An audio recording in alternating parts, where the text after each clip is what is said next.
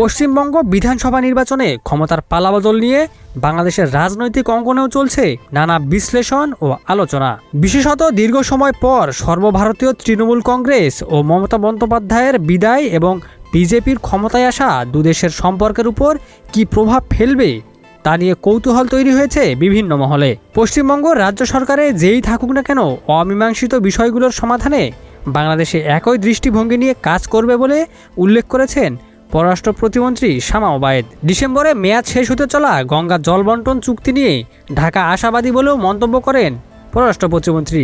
তিনি বলেন, এখন তো চুক্তিটা শেষ হচ্ছে, তা নিয়ে অবশ্যই আমাদের আলোচনা হবে। আমাদের জল সম্পদ মন্ত্রণালয় আছে, অন্যান্য সংশ্লিষ্ট মন্ত্রণালয় জড়িত। ভারতের সঙ্গে আলোচনা হবে, আলোচনার ভিত্তিতেই আবার চুক্তি নবায়ন করা হবে।